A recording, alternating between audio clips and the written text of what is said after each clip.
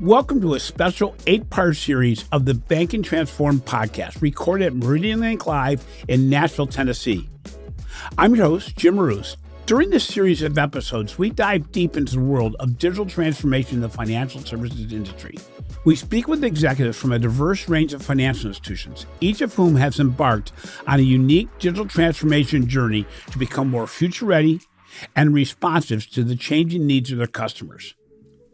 We explore the strategies, challenges, and lessons learned by these forward-thinking organizations as they navigate the complex landscape of digital transformation. Whether you're a financial services professional, a fintech entrepreneur, or simply interested in the future of banking, this series provides you with valuable insights and inspiration as we explore the cutting edge of digital transformation in the banking industry. We hope you enjoy these candid conversations with organizations of all sizes.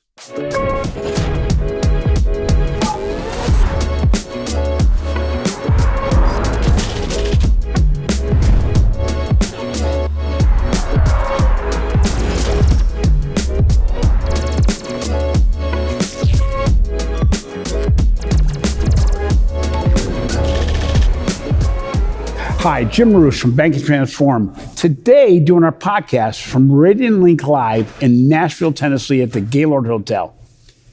What this event is about 1,700 financial institutions trying to get better ideas on how they can transform their organization with technology, good cultures fit, and working with each other and hearing from others in the same role. So we have today Tim Wheeler from Fortera Credit Union. Mm-hmm. Tim, can you tell us a little bit about yourself, your career, and also a little bit about Fortera Credit Union? Yeah, absolutely. I'm Tim Wheeler, as you mentioned. I'm the Chief Lending Officer with Fortera. I've been with Fortera now for 21 years. Oh, wow. Started my journey in consumer lending. Prior to joining Fortera, I actually started my career in banking in subprime finance before finding the miracle of credit union life and what it is. It's been an incredible journey over my 21 years. Began in consumer lending with a goal of helping to enhance member experiences through efficiency and through additional automation, which ultimately led forward to our journey with Meridian Link and building out a digital first experience. Our CEO and myself knew when we wanted to go with Meridian Link, we wanted to create the best, most efficient member experience we could and eliminate the pain points that prevent borrowers from moving forward with lending transaction. And I really feel like we've done a really good job of getting there, but we still have miles to go before we sleep. There's new technology, there's new enhancements to both Meridian Link and within partners in the industry to help move us even more forward than we are today. So it's interesting because you've mentioned so many things, that little nugget there.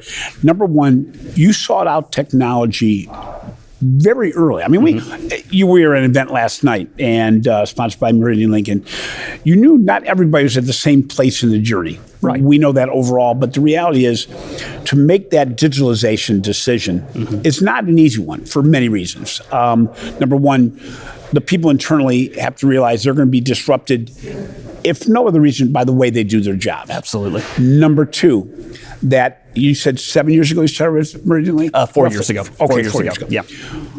Even then, Meridian Link, and still today, is transforming from their perspective how they make that whole process better. And you're jumping on a train that's already moving, but they're not stopping thinking. So you made the decision to go with an organization that's really focused on that part of the journey, especially on the lending side, which is their legacy. And so you're trying to catch up at the same time knowing, oh, by the way, this isn't going to change. So in your process of digitalizing your back office journey, what was the biggest challenge you faced? I think the biggest challenge was, again, eliminating those barriers and eliminating those pain points that prevent. Such as what? For example, we took a detailed look of automating, member follow-up and automating what's required of the member to continue with the loan. Is it always a thing where you need proof of income, you need statements, you need certain things? those don't necessarily impact the lending decision. And while in some cases it may be needed, but why are we making that the rule for all? So let's eliminate those pain points to get the borrower through faster, because I think borrowers today, they want to see a digital experience, and they want to do their lending transactions today, especially more than even 12, 24 months ago. They want to manage that whole experience from their device of choice. They don't want to have to necessarily come into a branch. They don't want to. They may want the option to do so. They want the option, but it's not. It's not their choice. When they're on a mobile device, they're not thinking, oh, by the way, this is going to end up in the branch. Right. Yeah. And they also don't necessarily want to follow up phone call. Right. They just want the system to prompt them and say, these are the next steps. This is what you do next. This is how you move forward to funding. And by the way, if you need help, here's how you reach us. Here's how you contact us. One of the new things we're working on now is we're working on deploying chatbots. So they can have their bot within Meridian Link, and they can help them along the way without, again, having that direct interaction, whether it's face-to-face, over the phone, or email. So do you do that just on the lending side, or you do it on the deposit side also? Deposit side also. It'll be for both. And we actually just launched, well, we've had Meridian Link account opening since when we launched lending as well, but we recently launched Meridian Link combo apps to make that more of a seamless experience. That way you're making the thing even faster that way. Yes, that way. But it's also intuitively, both digitally and in person, making it so I'm not trying to open an account. I'm trying to build a relationship. Exactly. Which is so difficult in digital, because if you're in front of me, you're probably not going to get up out of the desk during the process of us talking. Exactly. On the other hand, a person can pick up a phone and go, nah, thanks, but not going to go forward. Right. So we find cross-selling and relationship enhancement to be more difficult than ever, because it's different. We haven't done it really well. Right. So the combo app, the platform you're looking at now is actually bringing these two things together with the same intent, which is remove friction, simplify the process, make it somewhat intuitive, and eliminate all those things that were built in a legacy mindset that in a digital world can be answered differently. We find, you heard me last night say, everybody has this goal, this holy grail of, I want to hit that 3 to 5 minute in deposits, maybe 5 to 7 in lending. It varies, but most are at 15, 20 minutes or a couple days. Where are you as an organization today? We have most of our fundings on the lending side in 1 day. We do an outstanding job. How long is the application take? Oh, the application itself, I'd say we're probably in that 5 minute range on the loan side, and I think on the account opening people side, will wait for the money. Yeah, they won't wait for a delayed process. How about the deposit side? The deposit side, we're probably a little less than that, probably shortly below 5 minutes, or slightly below. Where you are in the overall financial ecosystem from the standpoint of, you heard last night, we do research on a regular basis to find out, do you have a digital lending process? Do you have a digital deposit process? Which we did, funded by Meridian Link. In fact, we just did our most recent survey. And a very high percentage of organizations say they have a digital process. We then ask, do these people have to come into the branch to complete a process? A very high percentage of those that said, we do digital, require that, which just by those footsteps takes longer. Right. And then we ask, okay, let's say you do it digitally. How long does it take? And on average, it's 15, 20 minutes or more. And there's about 16, 14%, I think it was, that can do it in 3 to 5 minutes. When you're on your phone, anything more than 3 to 5 minutes is lost time. Yeah. How long have you been down to that time frame, roughly? I would say it's been a process. One of the things that we worked with when we launched with Meridian Link is we worked with their admin pro team to help build out the platform, and our executive team took a detailed look at the entire application, and we challenged the normal thinking and saying, why do we need to ask this question? Right. Is it really necessary? If it's not, let's remove it. Let's remove that point of friction to shorten that application time. And ultimately, our goal was to reduce the application. Initially, when we were working to launch Meridian Link, our goal was to reduce it down to approximately 2 pages of content. If they can fill out 2 pages of content, they should be able to do that in under 5 minutes, and we should be good. And we've been that way since, with slight tweaks along the way and some modifications. Combo apps has helped because they're entering the information once to open their share relationship and to open their loan.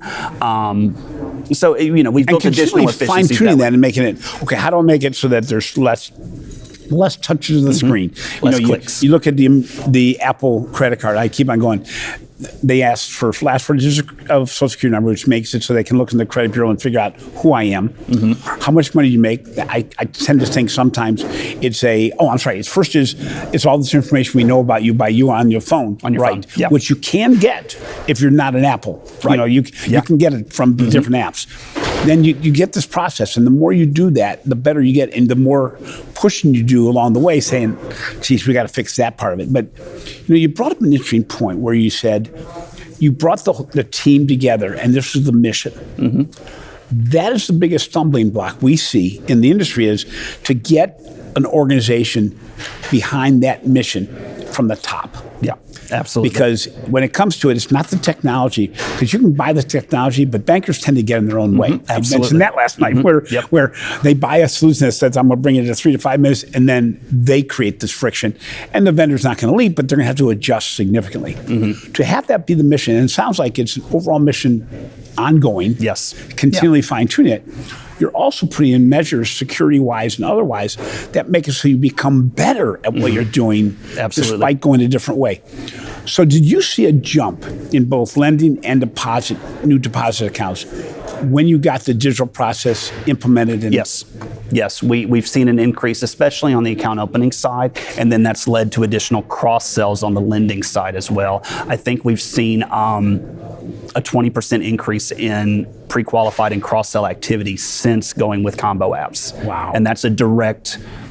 It's easy. It's the day you turn it on, it happened. Absolutely. And on the new account opening, we've seen it also where people will abandon the process if it gets clunky. And if you're the first person they came to, then they abandon it. They may never come back, and they may find somebody who can do it faster.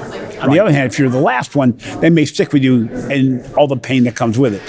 What's interesting is we find that you can increase your new account openings by 40, 50% overnight. And I truly mean overnight. So the process itself, let's talk about the digital loan process, the first wave of what you did, because it sounds like you're continually iterating. The first wave, how long did the process take to implement? Which is the hardest one, because you're going from paper and manual to digital. We worked that project, and it was during COVID, ironically enough. We were working that project. We started at least 13, 14 months. Overall, looking at everything and saying, okay, what can we do to streamline this? The whole thing was new. Implementing e-signature, all of those different points of digitization of the process of building all of that in. It was easily, and part of that was because you didn't know what you didn't know. Right. So today, when you're doing a iteration of something where you're putting something new in, how long does it take to get implemented? Relatively quickly. I think we are able to move relatively fast with the help of Meridian. Is it like a 3-month process? I would say 90, 120 days probably. Yeah. So that's you've been banking long enough to know that 90, 100 days for anything was impossible. But COVID taught us something. When the government said, oh, by the way, you're going to be doing COVID loans, they told us on Thursday and we had to implement on Monday. Right. The excuse of we can't becomes vastly less. You don't stand for it much. Right. We make excuses because it makes it tough. But you now know who to bring into the room. We talked about it again last night, where bring compliance in on the front end. Because you're asking for permission afterwards. It's not going to go well. No. If you make them part of the process, they feel empowered. They can make their points. You can discuss them. The higher up you go in the organization that's at that table as well, the less likely excuses are accepted. Right. How long has your top management been in place? Most of us have been there. I'm the longest tenured of top-level management. Our CEO has been with us for 8 years, COO 8 years, CIO longer than 5 years. So we have a relatively stable leadership team. These people came in with a completely different mindset. Yes. And again, the culture, the leadership is going to be a thing that organizations struggle with because it's really changing your whole organization. Right. And what's interesting from what you're telling me, you're not doing it to save money. It's not efficiency and automation for the sake of saving money, although it does. It does, yes. It's not to make better fraud and risk decisions, although it does. It's all for the member. It's the member experience. If you don't provide them the experience they're looking for, there's so much competition today that we didn't have 5 years ago. There's fintechs, there's Apple, as you mentioned. We have to build our model toward that end goal of competing now with those new players in the market, or members are going to gravitate to those. And they already are. And so you kind of almost have to put it, you have to also make members aware what you're able to do so they don't move thinking, my credit union, because maybe they opened an account 7 years ago and it wasn't the greatest process. Right. You got to somehow make them aware that before you go to X, Y, or Z, we are that organization. We can do that for you. And then it gets down to tracking and using data to build relationships. How are you moving as an organization? Because obviously the digitization process is the beginning point, because you don't really, it's hard to use data for cross-sell, upsell, and personalization if the process is going to be really not empowering after they do that. Right. So you mentioned in pre-podcast starting when we talked, saying you're really now trying to find better ways to make data work for you. Yes. What are you trying to do that way? Right now, we're looking at potential which we have a data warehouse today. So we have all of the points of data on the members' interaction with us at Fortera, but taking that to the next point and helping translate that data into actionable insights about the member's behavior and what can we do to further their financial life and help identify their next best product or what they're thinking may be coming along for them that they may not even be aware of yet, whether that's a new car purchase or whether that's a refinance of an auto or whether that's buying their first home. Being there at that point and saying, hey, have you thought about this? Right now's the time to look at, here's houses in your area that we think you might be interested in. You should go take a look. That's interesting because people listen to podcasts and see my writing. I talk about the GPS financial services. Absolutely. I don't want to know in the rearview mirror what I already know. And you're just reinforcing the fact that I had an NSF or I got a mortgage. Right. I know that already. Right. I want to know how much can you help me in the path that I'm not aware of, or at least give me suggestions. You may not be right, but you're building relationships and engagement when I know my financial institution knows me, understands me, and will reward me. Right. And it's important because with what you've done, the way your culture is adjusted to what's possible, it makes the thought process on using data, implementing insights, deploying those a whole lot easier. You know, absolutely. You've been doing this for a while now, and disruption is part of what's within your organization. I would imagine it helps recruit people.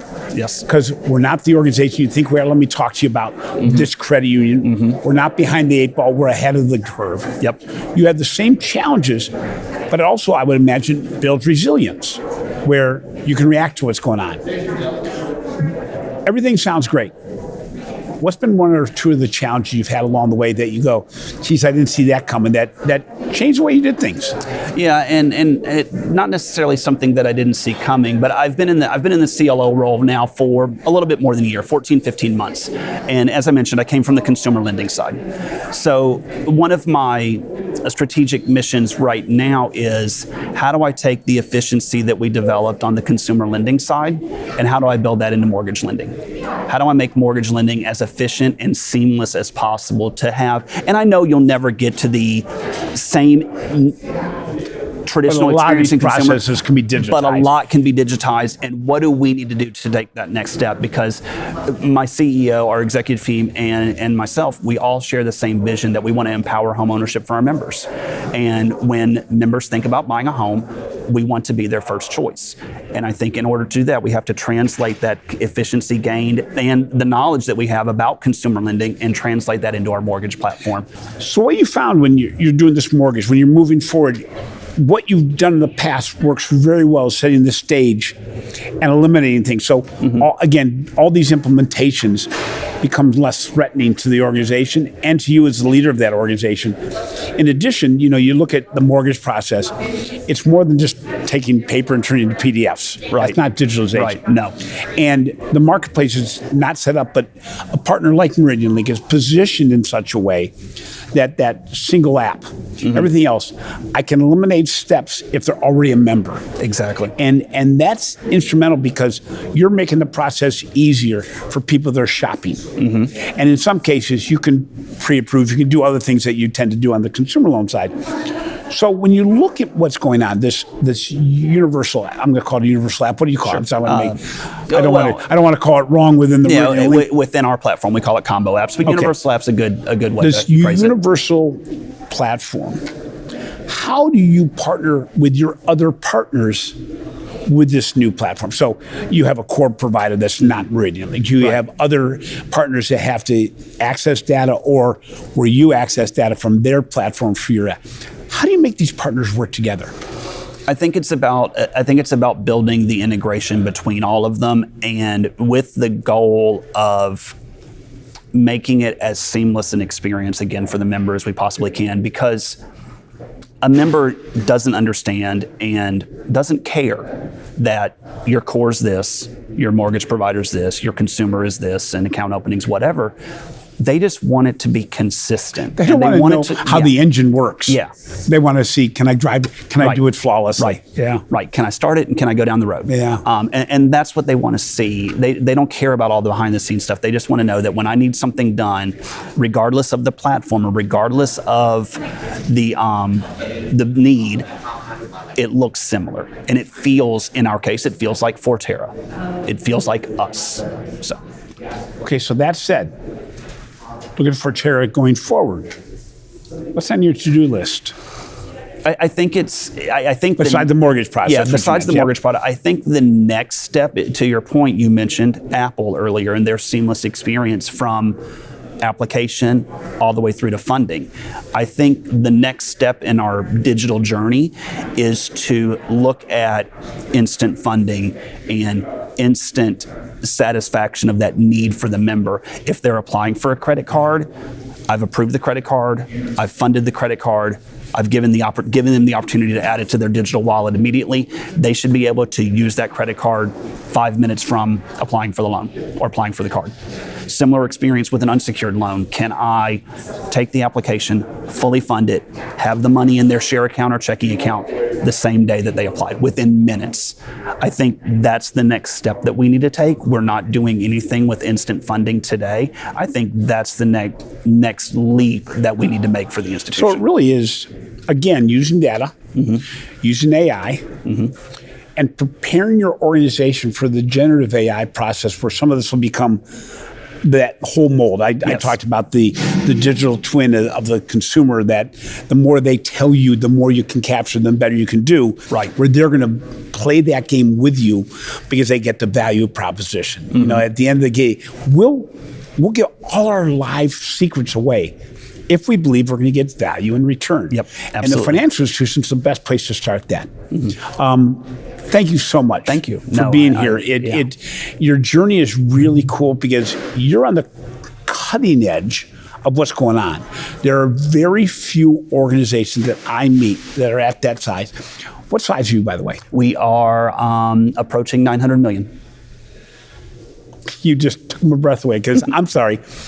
We continually find that the organizations that are doing amazing things tend to be the smallest or the largest. You're not huge. You're not 10 billion, not 20, 30, right. 200 billion. Right. What's interesting, you're blowing through walls as an organization with modest resources, but again, it shows the power of composable solutions to get where you want to get and punch way above your weight. Yeah, and that's one of the things that we openly discuss at the credit union is we are a $900 million credit union, but let's act like $1 billion or bigger when we make these strategic decisions. I say your sight's higher because there's very few $1 billion or bigger that even have done what you've done. Right. But again, you're close enough. You have fewer layers. You're going, guys, we're gonna make this fun. Yeah, absolutely. Yeah. That's absolutely. Again, thank you again, Tim. I Thank really you. appreciate the time. Yeah, absolutely. Had a great time. Thank you. Thanks for listening to Banking Transform, the top podcast in retail banking and the winner of 3 international awards for podcast excellence. We appreciate the support we've received from Meridian Link in making this 8-part series of episodes a success. This has been a production of Evergreen Podcast. A special thank you to our senior producer, Leah Hassage, director, Dave Douglas, audio engineer, Chris Fafalius, and video producer, Will Pritz. Thanks for joining us, and until next time, keep innovating and transforming.